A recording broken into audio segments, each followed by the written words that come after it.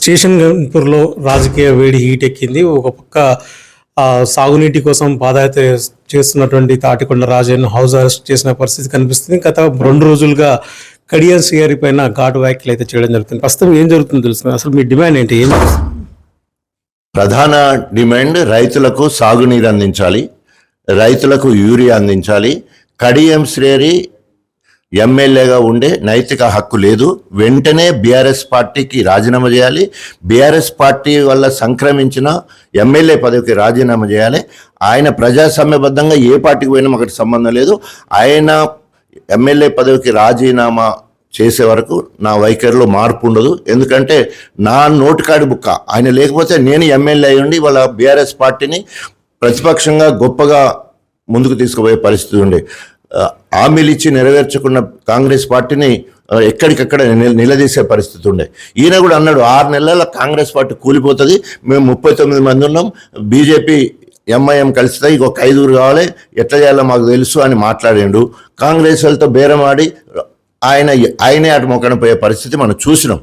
So కాబట్టి ఆయన ఎన్ని ఎత్తులు జిత్తులు టక్కుటమారాలు ఎన్ని చేసినా కూడా గణపురం నియోజకవర్గ ప్రజలను నమ్మే పరిస్థితి లేరు. ఒకటి పోనీ ఆయన మార్పు పేరుతోటి లేదా అభివృద్ధి పేరుతోటి పోయేది ఉంటే అభివృద్ధి నిరోధకుడుగా ఈరోజు ఇరిగేషన్ ప్రాజెక్టులు బీఆర్ఎస్ ప్రభుత్వంలో మంజూరై పనులు నడుస్తుంటే వాటిని ఆపేసి కాంట్రాక్ట్ సబ్లీజ్కి ఆయనకి ఇష్టం ఉన్న వాళ్ళకు సబ్లీజ్కి ఇప్పించుకొని 25 నుండి 30% కమిషన్ తీసుకోవడం కోసం పనులు సాచార్యం చేస్తూ ఉన్నాడు. దానివల్ల ఇలా రిజర్వాయర్ల నీళ్లున్నా కూడా చెరువులలో నీళ్ళు ఇవ్వలేని పరిస్థితి కనబడుతూ ఉన్నది. కాబట్టి వెంటనే వేసంగికి సాగునీరు అందించాలనే ప్రధాన డిమాండ్ తోటి పాదయాత్ర చేయడం జరుగుతుంది. అదేవిధంగా యూరియా మరి రైతులకు సకాలంలో యూరియా అందించాలి. ఎందుకంటే ఇప్పటికీ వరలని పొట్టకొచ్చినాయి, మొక్కజొన్న మరి పాలు పట్టే పరిస్థితి ఉన్నది, పత్తి అవసరం ఉన్నది, అన్నీ కూడా పచ్చగా అయిపోతా ఉన్నాయి, పసుపు రంగు వస్తున్న చేనులన్నీ కూడా. కాబట్టి వెంటనే యూరియా అందించాలి. ఈ రెండు. దీనికంటే ప్రధానంగా మా పార్టీ వల్ల సంక్రమించిన ఎమ్మెల్యే పదవికి రాజీనామా చేసి నీ ఏ పార్టీకి అన్నావో నువ్వు ఆ పార్టీ నుండి మాట్లాడు, నేను పార్టీ పరంగా అప్పుడు సమాధానం చెప్తా. ఇప్పుడు నువ్వు నా వాడిగా నా ఓట్లతో గెలిచినావు కాబట్టి బీఆర్ఎస్ పార్టీ వ్యక్తిగా నాయకుడిగా నేను అడుగడుగున నిలదీస్తూనే ఉంటాం, నిందిస్తూనే ఉంటాం. నేను కడియం శ్రేణి తిట్టే హక్కు బీఆర్ఎస్ శ్రేణులకే ఉన్నది, కాంగ్రెస్ వాళ్ళకు లేదు. ముఖ్యంగా మీరు చాలా వరకు ఇంతకుముందు 2 రోజుల క్రితం కూడా వ్యాఖ్యలు చేశారు. మీ వ్యాఖ్యలను అసలు ఆయన పట్టించుకోకుండా అసలు కౌంటర్ ఇవ్వకుండా కూడా కింది స్థాయిలతో చెప్పిస్తున్నారు. దాన్ని ఎట్లా చూస్తారు? అదే తప్పు కదా. కింది స్థాయిలో నేనేం అనలేను. ఎందుకంటే వాళ్ళందరూ నా అనుచరులే. ఓన్లీ బిల్స్ రావాలి, ఆయన కక్షగట్టి బిల్లులు రాకుండా చేస్తాడు, లేదా పోలీస్ స్టేషన్లు పెట్టి కొట్టిస్తాడు, అక్రమ కేసులు పెట్టిస్తాడు. ఇప్పటికే సోషల్ మీడియాలో చిన్న పిల్లల మీద కేసులు పెట్టించి రోజుల తరబడి పోలీస్ స్టేషన్లు తిప్పే కార్యక్రమం, 10-15 రోజులు జైళ్ళల్లో ఉంచే పరిస్థితి కూడా కనబడుతున్నది. 94 నుండి 2004 వరకు ఆయన రూపం మనందరూ కూడా తెలుసు. ఆయన ఎలాంటి పాలన చేసిండు, దళిత దొర అని పేరెందుకు వచ్చింది, కల్నాయక్ అని పేరెందుకు వచ్చింది, దళితులకు వ్యతిరేకంగా దళితుల్ని ఎన్కౌంటర్ చేసిన పరిస్థితి ప్రజలు ఇంకా గణపురంలో మర్చిపోలేదు. సో దాన్ని రూపుమాపడానికి ఆయన కార్యాచరణ ఉంటుందంటే ఆయన యాటిట్యూడ్లో ప్రవర్తనలో ఎలాంటి మార్పు లేదు. సో కాబట్టి గన్పూర్ ప్రజలు ఎవరు కూడా ఆయన నమ్మరు.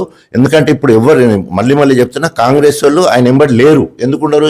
ఇందిరాకి నిలబడ్డది ఇందిరాకు సంబంధించిన వాళ్ళందరూ కూడా కాంగ్రెస్లో ఉన్న వాళ్ళందరూ కడియం శ్రేణి ఓడిపోవాలని బీఆర్ఎస్ పార్టీకి ఓటేసిన వాళ్ళు. సో బీఆర్ఎస్ ఆయన గెలిపేయాలనుకో, కాబట్టి తిట్టే హక్కు ఉంటుంది. తండ్రికే తిట్టే హక్కు కొడుకు ఉంటుంది కదా, అట్లాంటిదే ఉన్నది ఇక్కడ. ఎందుకంటే మా పార్టీ నుండి గెలిచి ఒకసారి పార్టీ నుంచే డిటాచ్ అయ్యేది ఉంటే అప్పుడు ఓన్లీ రాజకీయాలు మాట్లాడతాం, వ్యక్తిగత మాట్లాడడం. అప్పటి వరకు తప్పకుండా ఆయన రాజీనామా చేసే వరకు ఇట్లనే మాట్లాడతాం. ఫైనల్గా చెప్పండి, ఆయన ఇప్పటి వరకు కూడా స్పీకర్ నోటీసులకు సమాధానం ఇవ్వలేదు. దీని మీద మీరు ఎలాంటి కార్యక్రమం? దాని గురించే ఈ 2 రోజుల నుండి జరిగే దుమారానికి కారణం ఏంటంటే, ఎప్పుడైతే 8 మంది రిటర్న్గా వాళ్ళు మేము అభివృద్ధి కోసమే రేవంత్ రెడ్డి కలిసినాం, అదే పచ్చి అబద్ధమైనప్పటికీ జాతీయ జెండా మేము మెడలేసుకున్నాం, దేవుని కాడు కప్పుకున్నాం, అంతే మర్యాదపూర్వకం కలిసినాం, అభివృద్ధి కోసం పోయినాం, మేము ఇంకా బీఆర్ఎస్ పార్టీలో ఉన్నామని మాట్లాడినాం. సరే, కానీ మరి నువ్వు ఒకసారేమో ఎక్కడ ఉండాలో అక్కడే ఉన్నంటావు, రెండోసారేమో పెద్ద పెండాల్లో మాట్లాడుతూ నేను సంవత్సరం కిందనే రేవంత్ సమక్షంలో ఆయన పిలుపు మేరకు కాంగ్రెస్ పార్టీలో చేరిన అంటావు. కాంగ్రెస్ పార్టీలో చేరినా ఒప్పుకుంటా, అప్రూవల్గా మారిపోయాడు. దొంగ దొరికిండు, దొంగతనాన్ని ఒప్పుకున్నాడు. ఇంకేం శిక్ష ఇస్తాను, నీకేం కావాలి? శిక్ష ఎక్కువ తక్కువ అనేది స్పీకర్ గారు చూసుకుంటారు. ఆ స్పీకర్ దగ్గర కూడా రిటర్న్గా నువ్వు అనుకున్నది పార్టీలో ఉన్నావా లేవా, అటున్నావా ఇటున్నావా ఎటో చెప్పమని అక్కడ ఈమె అందరు ఇచ్చినప్పుడు నువ్వెందుకు ఇవ్వని మాత్రం నియోజకవర్గ పౌరుడిగా ఓటర్గా గన్పూర్ నియోజకవర్గ ఓటర్గా అడిగే హక్కు నాకున్నది. అదే నేను అడగడం జరిగింది.